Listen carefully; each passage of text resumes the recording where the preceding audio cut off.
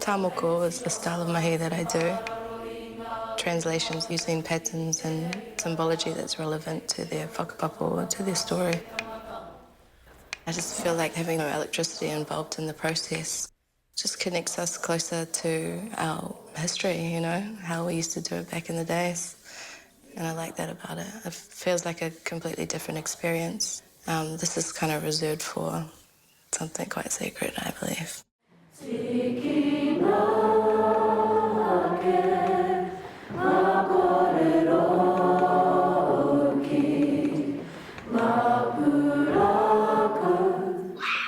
That's so beautiful.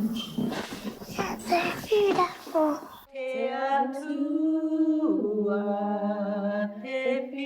Life needed to feel completed. You know, like it's a sense of completion, a sense of maturity. There's been so much broken in our lineage, from being separated from our land, from being separated from kaupapa Māori, tikanga Māori, our language.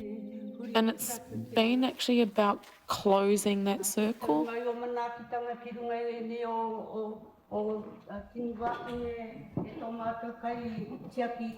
Tā koto mai e hine te kia tangi a wongutu, mō tō haere ki te whare tāpere.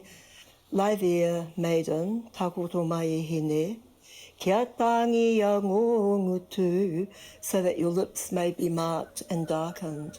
Mō tō haere ki te whare tāpere, so that when you go to the dance hall, whare tāpere, the place of amusement, you will be beautiful.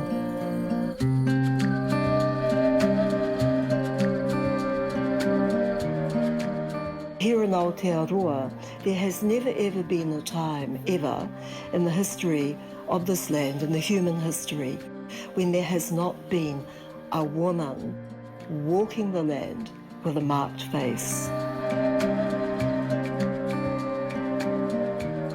I actually think too that men were going out in the early 20th century, they were working, they were much more engaged with Pākehā than women were. And up until 1950 or so, Aotearoa and Māori were a rural community. We were safe on the marae, in the pā, in the haukainga. And so the tradition continued, like women being actively marked.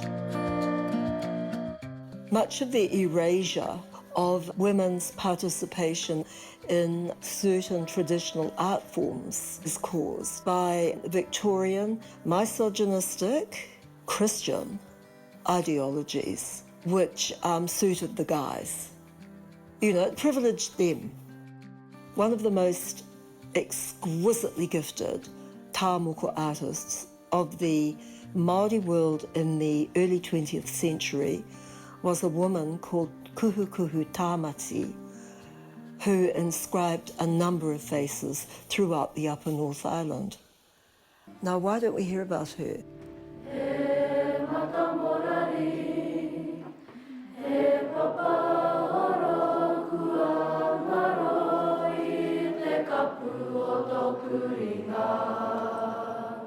So I learned from my taonga. Still learning though too. I feel like I'm definitely still a tauira. I'm still a student, you know. I guess just that whole connection of wahine to wahine, you know. It's that understanding, that mutual understanding that we have as women, and because it is quite an intimate experience, and sometimes they want it in places that are, you know, They feel more comfortable with a woman touching them than a man. You cannot beautify a female face without shedding blood. The practitioner is not only an alchemist, but also a healer.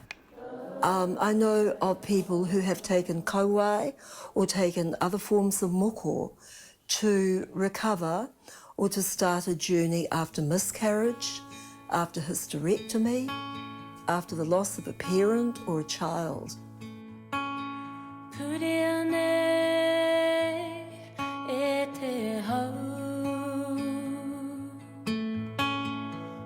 1997, I just had my lips done after about 7 years of considering. Probably the key thing to that was worthiness.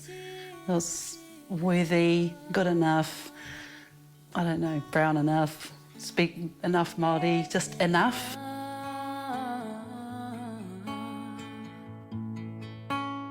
It came to me through a journey of healing from identity, but also as a survivor of abuse, sexual abuse, violence. So there was a dual journey of recovery, healing, and then one of discovering identity and self, who I am as a woman, a mother, a sister, a survivor. The rua whetū came years later, and that was when my mother had her Moko Kauae done. So it started with myself, then my older sister had hers, and then my daughter had her kauae, then the other daughter had hers. But she said, well, if my daughters can and my mokopuna do, then why wouldn't I? For us it was significant in myself because it was 3 generations of living wearers of Moko Kauae.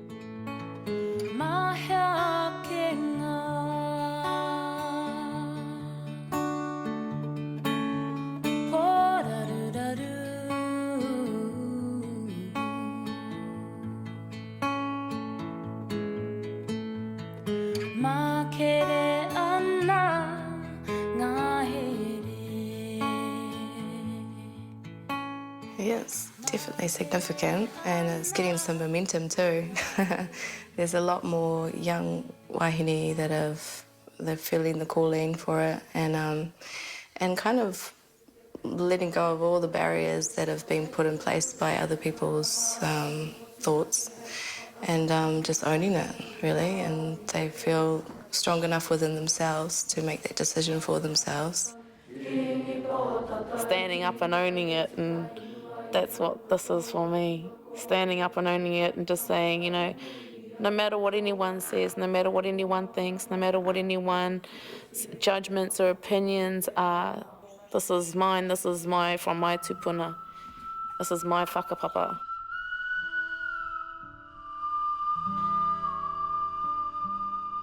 Every Māori female with a whakapapa has the right, as a mark of survival, as a note of resilience, as a reminder to the treaty partner that we are still here, and we are here in our entirety.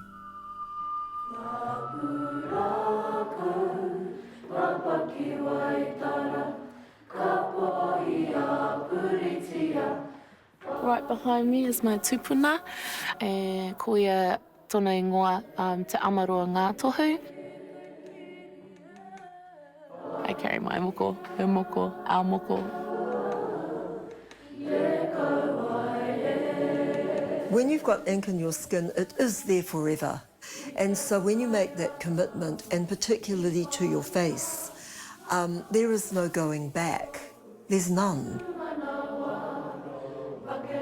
It's okay to have a bumblebee on your bum, you know, or a butterfly on your breast, but something here it is a mark of identity, and it is a declaration to the world about you. Now, you have to be sure who you are, and you have to take responsibility for being that person. I wear this for my whānau. It feminised me. It's true, it changed my life. I'm here wearing or carrying the marks of mana from my own great and grandmothers.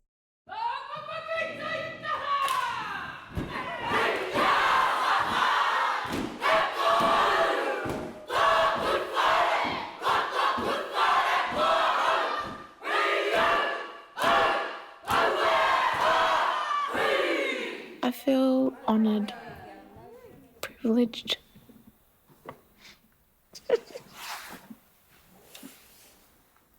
Ora mama intene po